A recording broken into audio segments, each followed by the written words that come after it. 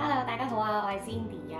今集咧我就同大家傾下第6個協作計劃，叫做腸道協作計劃。我做咗醫療顧問超過10年啦，咁平時嘅工作其實就係幫唔同嘅客人解決佢哋喺醫療上嘅問題，接觸超過大大小小過萬宗嘅醫療個案啦。依家同緊過百位香港專科醫生啦，同埋唔同嘅保險公司合作啦，而且我間中都會去下商業機構嘅公司做下醫療上或者健康資訊上嘅分享添。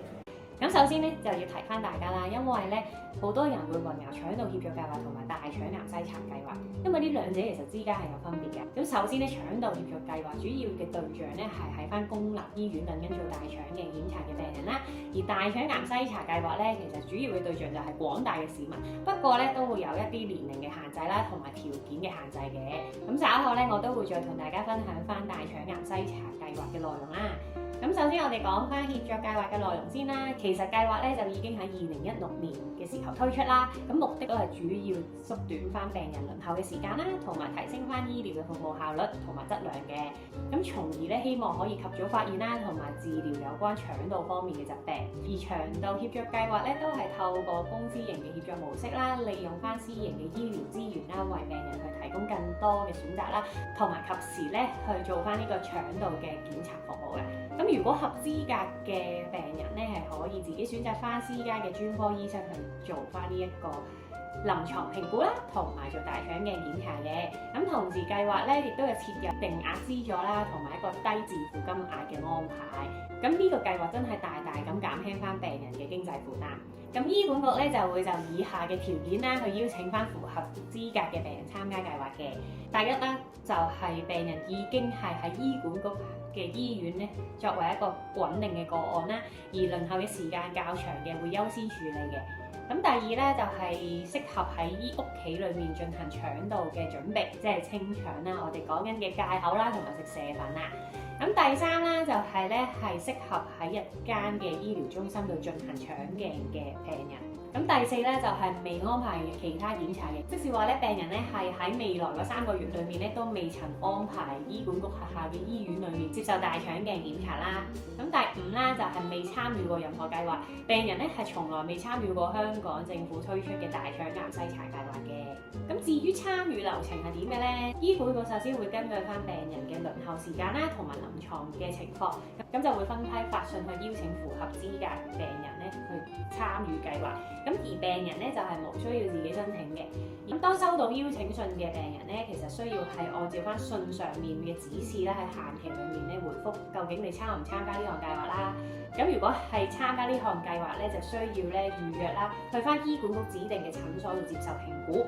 咁亦都咧同時遞交埋個申請表格啦。咁記得啦，就係咧病人係需要登記翻醫健通嘅，因為咧都方便翻醫管局啦，同埋私家醫生互通翻醫療嘅記錄。成功登記咗之後啦，病人咧就可以揀翻參與咗呢項計劃嘅一啲私家嘅專科醫生，再接受翻臨床嘅評估啦，同埋做大腸鏡嘅檢查啦。如果接受邀請嘅時候要幾時完成檢查呢？其實呢項計劃都有規定到一啲時間㗎。如果決定咗參與呢一個計劃嘅話咧，就必須要喺3個月內完成大腸嘅檢查嘅。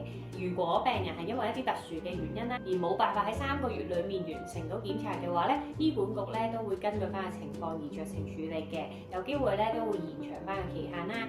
咁如果病人係未能喺參與呢個計劃3個月內完成大腸嘅檢查咧，或者未能遵守計劃裡面嘅其他條款啦，咁佢哋就會視作為自動退出計劃，就會轉介翻去醫管局裏面嘅大腸鏡檢查嘅輪候名單啦。如果收到邀請信，但係唔想參加呢一個計劃，或者想終止，又點安排呢？如果病人係收到邀請信，但係唔想參加呢項計劃嘅，咁只需要明確表示翻自己唔想參加就得啦。醫管局就會繼續保留翻你喺輪候名單上面嘅位置啦。而至於參加咗呢個計劃，但係基於某一啲原因啦，唔想繼續參與啦，咁病人係可以隨時通知翻醫管局嘅，咁就選擇翻退出計劃啦。而退出咗之後啦，病人係會轉介翻去醫管局嘅大腸鏡檢查輪候名單上面嘅，咁亦都會按翻原先嗰個輪候時間啦去安排做鏡啦。咁檢查嘅流程同埋時間嘅安排啦。嗱，首先咧，私家嘅專科醫生咧需要喺預約日期起嘅4個禮拜裡面咧，要為病人去安排做一個臨床嘅檢查嘅。做完臨床檢查之後咧，就要喺4個禮拜裡面咧進行大腸鏡檢查。咁做完大腸鏡檢查之後咯，咁私家嘅專科醫生要喺5個禮拜裡面咧，幫客人咧去 book 翻做一個覆診啦，同埋咧要向病人咧講解翻大腸檢查結果啦。咁檢查嘅內容其實就包括咗一次私家嘅專科醫生臨床評估啦，跟住大腸鏡嘅檢查啦，同埋解釋翻報告嘅。咁當然啦，有需要嘅話咧，醫生會進行個食物切除啦，同埋抽組織化驗啦，亦都會商討翻後續嘅治療方案嘅。咁至於定額資助同埋低自付額呢一個情況係點安排嘅咧？醫管局咧就會為每位參與計劃嘅病人提供一次性嘅定額資助啦。咁金額咧亦都會分咗2類嘅。如果係冇需要去做息肉切除嘅話咧，金額就會定為6800蚊嘅。咁如果有需要切除息肉嘅話咧，個金額就會定為7500蚊嘅。而參與者咧，基本上咧只需要支付大概1000至2000蚊內嘅自付金額啦。咁但係具體金額咧，其實就要視乎翻嗰個私家醫生嘅收費而定啦。咁而合資格豁免嘅病人咧，都可以獲得全額資助嘅喎，即係話咧冇需要支付自付額啦。咁有邊幾類嘅病人係符合呢個資格咧？第一啦，就係綜合社會保障援助受助人啦。第二咧，就係持有效全部醫療費用減免證明書嘅人啦。第三咧，就係75歲或以上嘅高額長者生活津貼受惠人。而第4類咧，就係長者院舍照顧服務券計劃級別0院舍券持有人。咁可唔可以用醫療券去支付自付額咧？咁其實計劃裡面嘅自付額咧係唔可以用醫療券嘅。咁但係計劃範圍以外啦，即係接受其他嘅醫療服務，例如係可能額外再睇醫生嘅，或者係治療嘅，咁就可以用翻醫療券去支付相關嘅費用啦。好啦，咁今次咧條片就去到呢度先啦。如果大家覺得呢條片係幫到你了解更多嘅話咧，都希望大家俾個 like 我啦，同埋訂閱我啦，亦都咧記得 share 埋俾身邊嘅朋友仔同埋屋企人啊。咁下一條片咧，我就會講埋第7項嘅協作計劃，就叫做車安眼治療協作計劃。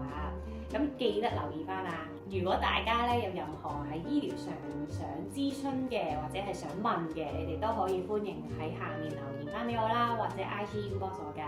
咁我哋下次再見啦，拜拜。